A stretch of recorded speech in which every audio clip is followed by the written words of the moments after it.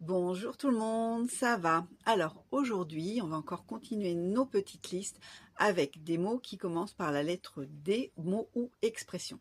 On va commencer donc par le premier signe, qui est le signe donc pour dire d'accord. Donc l'expression d'accord, point fermé.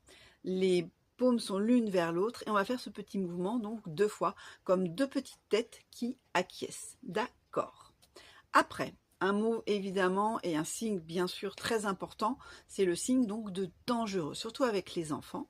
Donc là, j'ai le poing fermé avec ma main gauche, la paume elle est vers moi, je suis en V, je me mets un petit peu avant le poignet et je vais aller vers l'avant, donc en faisant ce petit mouvement de manière un petit peu ferme pour dangereux. C'est dangereux. Et je glisse comme ça, tout simplement, sur l'avant de mon bras. Après, un signe bien sûr qu'on va beaucoup aimer.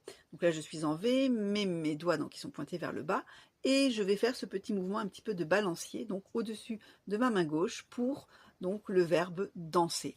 Et comme on peut le voir, c'est quand même assez représentatif du mouvement.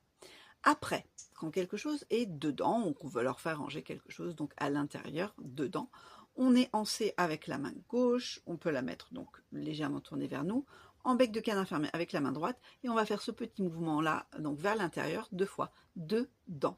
Donc ça c'est pour les aider à ranger par exemple après une session de jeu. L'inverse, quand quelque chose est dehors, alors ça peut signifier aussi dehors à l'extérieur, bien sûr. À ce moment-là, donc là, je vais être toujours en C, mais le mouvement, bien sûr, va être, et la forme de ma main va être différente. Donc ma main, elle est ouverte, elle plonge à l'intérieur, et quand je ressors vers l'avant, mes doigts sont fermés, donc en bec de canard fermé. Comme si c'était un chapeau de magicien, je plonge à l'intérieur, j'attrape, je saisis un petit foulard que je sors vers l'avant. Donc ça veut dire à l'extérieur, donc ou dehors de la maison par exemple. Ensuite, on a un verbe qu'on aime bien qui peut donc être utilisé dans deux sens, on va voir comment.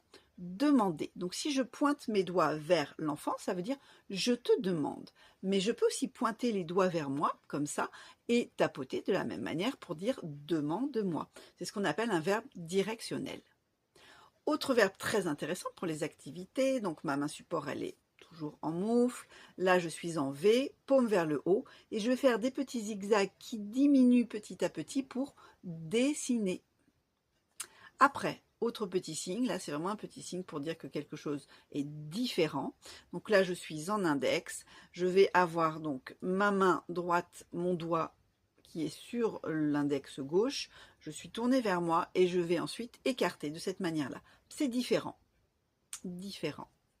Après, parfois, quand ils essaient de faire quelque chose et que ce n'est pas facile,